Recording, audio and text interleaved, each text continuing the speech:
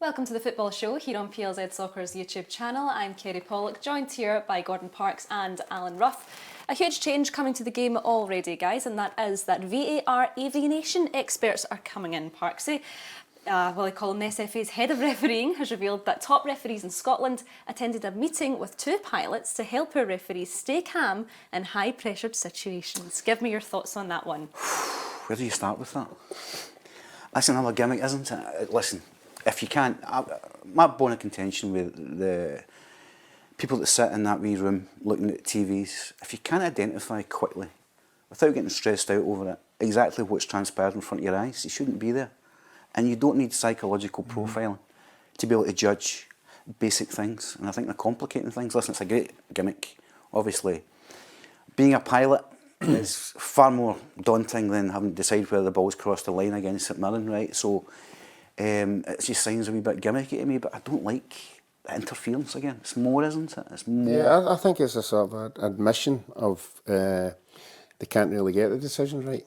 You know, that's what it looks like. I mean, until you actually sit in the position of actually having to make that decision, you'll not really realise, you know, how desperate it is. But to sort of join it up with pilots and a plane, I mean, I don't get any evidence of pilots being under stress when the engine packs in. I mean, I can't believe a pilot's just sitting there, right, okay, the engines are packed in, but okay, don't worry about it. I mean, I would love to be a fly in the wall, actually, in that kind of meeting. What imparting advice are they giving? I know. Is it a step too far? I think it is. Listen, I don't like the interference. I don't like the rule changes. I think it's justifying jobs for people, existences for people. I think you're complicating what should be stripping things back rather than adding things in. Would referees becoming full-time help the matter rather than putting an extra pressure on the guys in the VAR room? Well, I think if you ask any of the present referees just now, they will say they are semi-professional. They train every week. You know that they've got to make fitness levels, so that's not going to make them any fitter being full time. You know, I think decision-wise, I think it's just experience. It's refereeing games and getting more and more experience, because you can see when the big games come along, all the top referees are getting the games. Yeah, there's got to be an avenue for youngsters coming in, but they're just like footballers. They're going to make mistakes. I've been quite impressed actually with the pathway. My nephew is a referee, and they train at Scotland, but it's quite intensive. Yeah. And it's 3-4 nights a week. Their fitness issues are obviously they're working hard. We don't need to make them full time, but Ruffy's right. Expose them early. It's experience. It's knowledge. And it's been calm. Obviously, there is a psychological element to becoming a referee. You can't become flustered, so I kind of get that. But the pathway now for young referees, which I've had a chance to look at, is impressive. And there's mentoring and stuff like that taking place.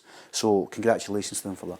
Yeah, I noticed in the Scottish Junior Cup final, there was a boy who refereed that game, a young boy.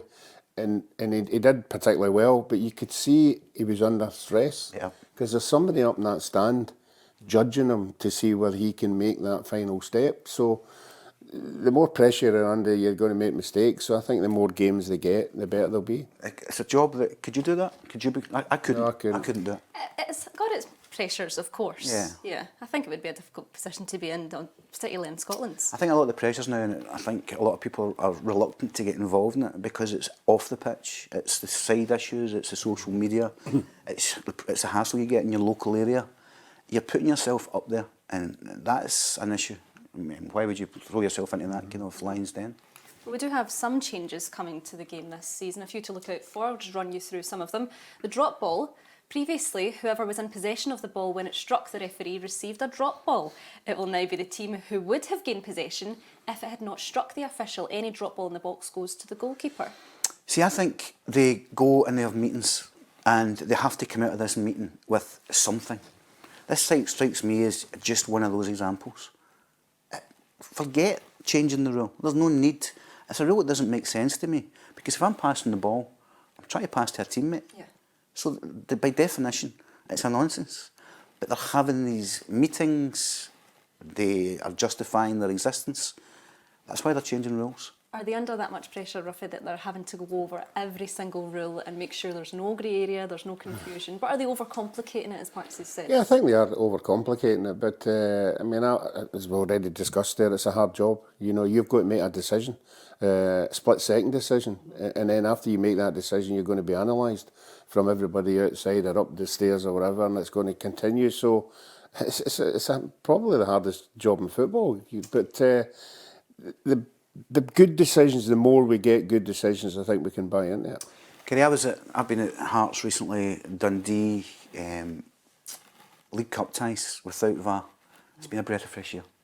And I like the controversy that's triggered by was it offside, was it a foul, was it a red card.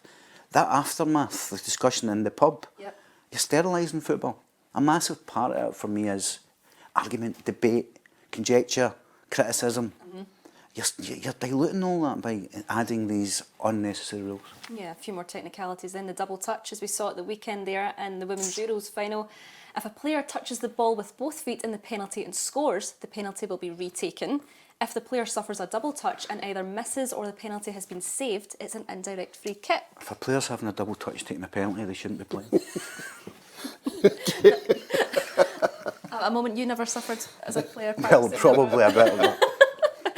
Ruffy, unfair to goalkeepers in that situation? No, I don't think a goalkeeper's getting. It's up to the individual, you know. We have seen a few slips, I think.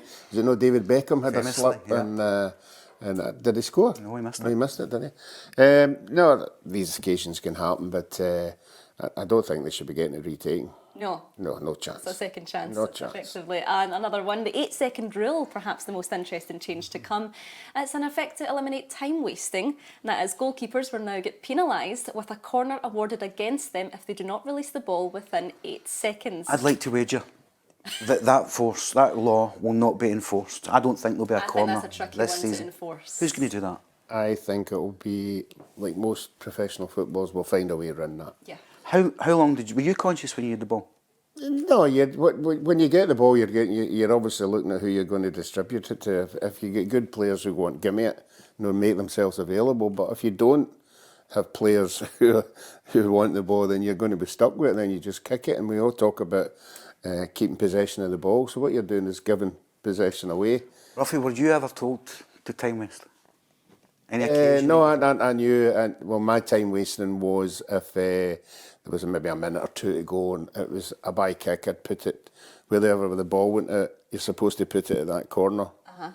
You know, I would always go to the other corner knowing that the referee would say, look, you've got to go back there. And I went, oh, terribly sorry. I'll not do that Can again. you imagine? Can you imagine the Celtic Rangers game? Yep. The last minute, and the goalkeeper holds on it for 8 seconds, and the referee blows for a corner, and the goal scored from the corner. The headlines the next Chaos, day. utter chaos. And that referee, Exactly. He's involved. High-pressured situation. yes. And the other thing, it's putting more pressure on the referees. Who's counting that 8 seconds? Is there a timer? Is there a timer? Is there somebody shouting? Yeah. Is there somebody? Yeah. You know, that's a pressure on somebody else now. It's like rugby though. Rugby's the same now. You've got to take the kick. You've got a clock ticking down.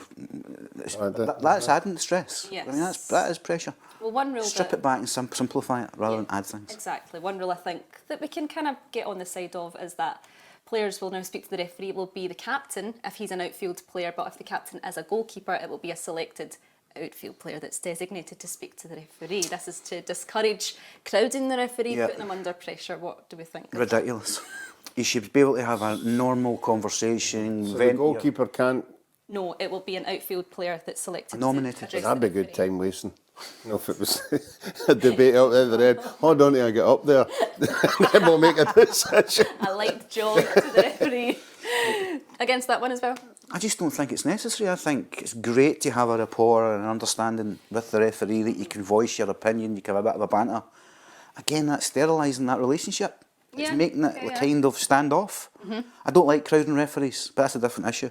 You should be allowed to have... Do you remember when you played, you had banter with the referee? Referees would... Listen, I've played in games where referees sworn at me Yeah. and stuff like that, right? And there's no harm in that, really. No, there's no ban. There's no relaxed communication. It seems to be a warning. You know, don't.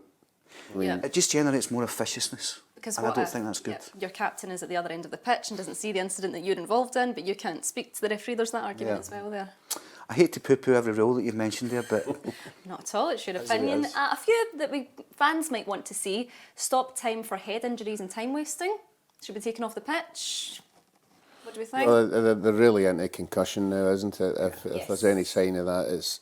I mean, you can't. I think you can't play a game for 10 days if you're thinking Yeah, about. there's a requirement. So no, the head in 1 year with the dementia stuff that's going on and everything. I think it's important that should be prioritised. do you remember they put a rule in that you're not allowed to head the ball on a Friday?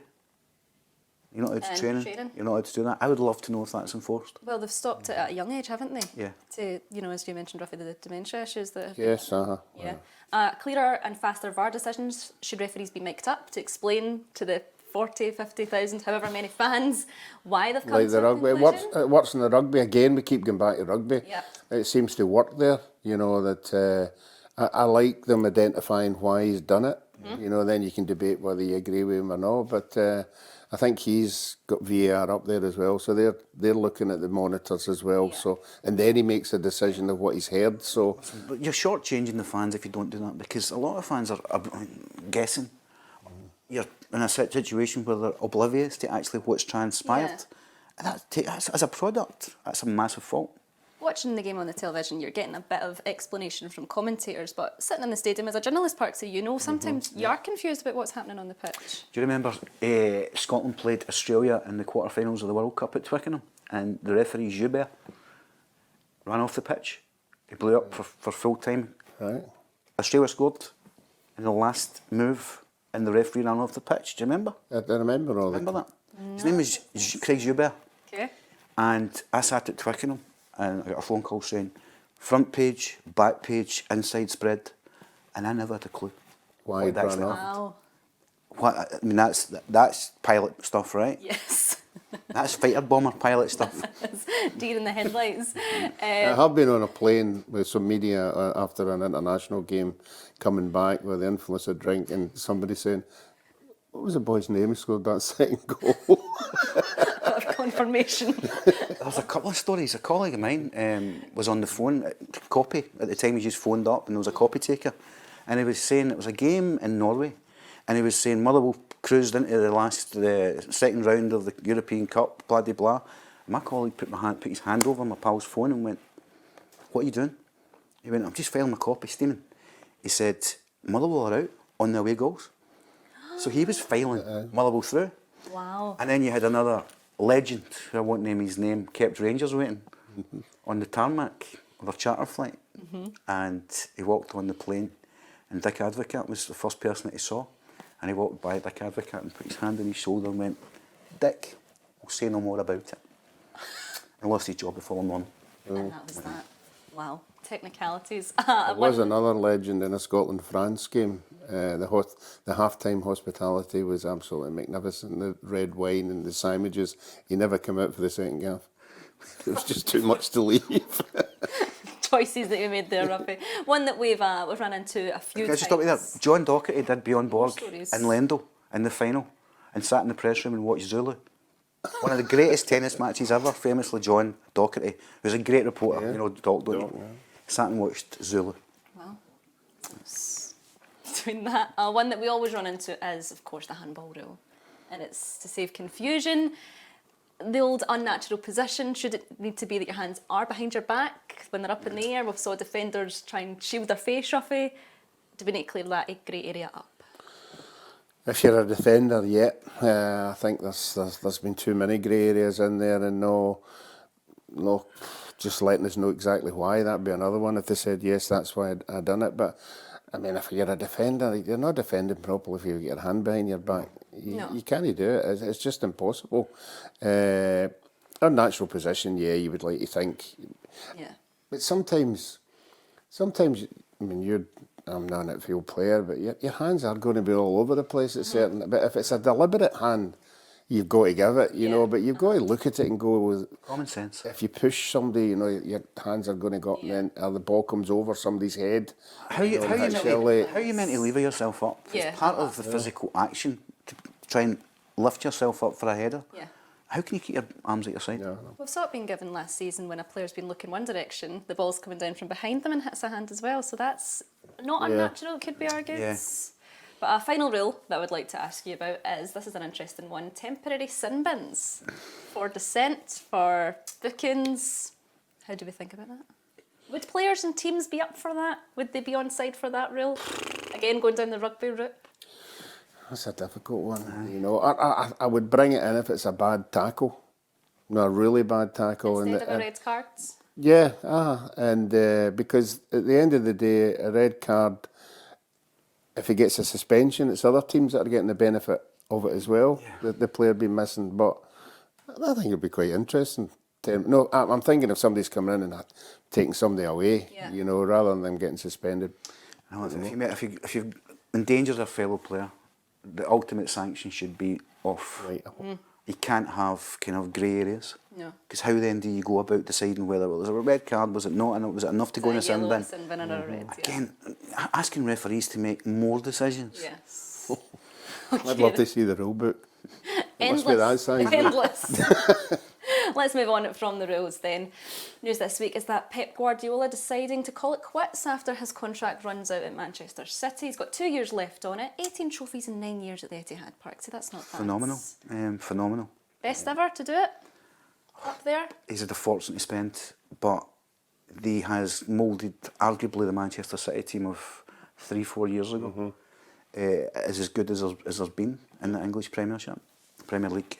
I just think he's got his players programmed and coached so well that it was fabulous to watch, and he can walk away.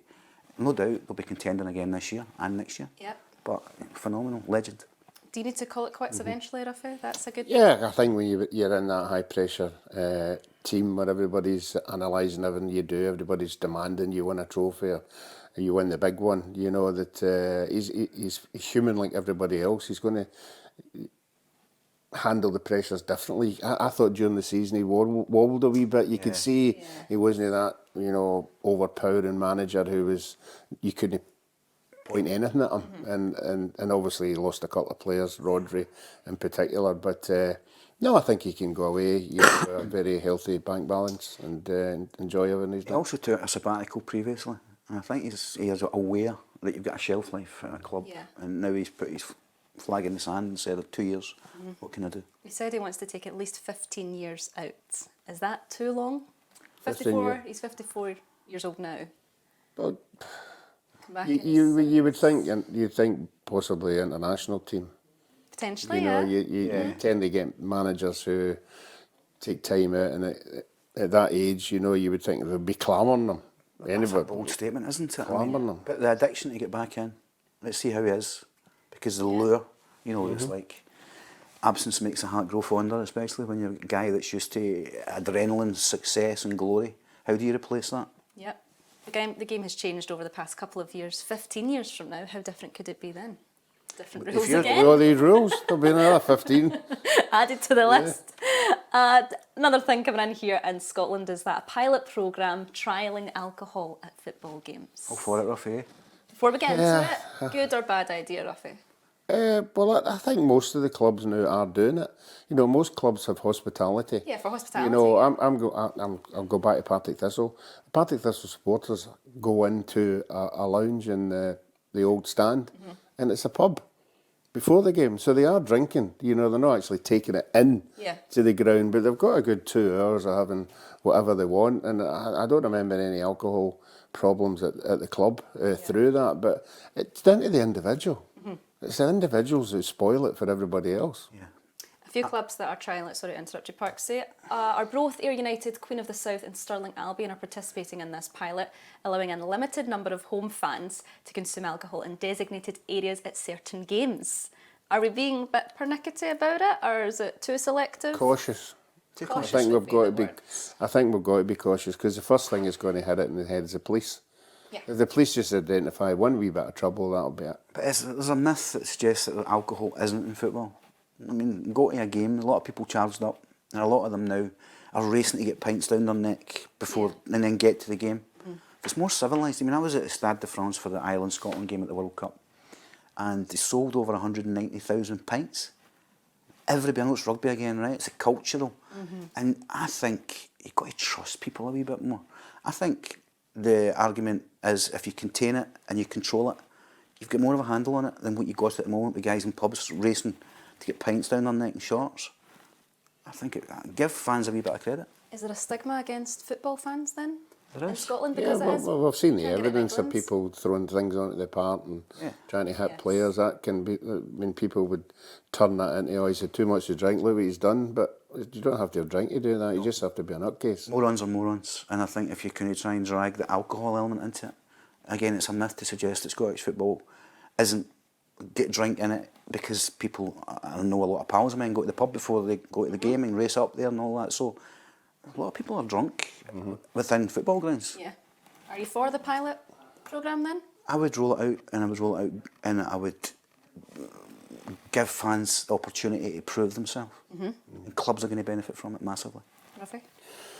Yeah, as I say, I think there's drinking going on, as Nancy's saying. There are clubs who are away. You've got to monitor it, you've got to police it, you've got to make sure that the people know that if they do get out of order, they're going to be punished right away, and that's the only way you'll stop it. But as Patsy said, I mean, I remember there was a Scotland-Holland game, and we get beat 6-0 over there, and the supporters were singing "Happy as Larry." You know, it's 6-0. No, I think that might be in a wee bit of alcohol. Go one way or another. It's the gamble you take. Okay, then, last topic up for debate today. With the transfer window set to remain open until the 1st of September, we want to know the worst signings in your club's history. Can you think of any off the top of your head, guys? Just a few examples we have here are Celtic, Raphael Scheidt, Joey Barton at Rangers, Hans Eskilsson for Hearts, Walter Royas, Dundee United, and Eric Jemba. Well, I can eliminate the Walter Royas story because I was at United at the time. Okay. Now, there was speculation. We, Jim, had befriended agents from South America, and they signed a guy called Walter Rojas, and he was announced as the explosive one. Do you remember that?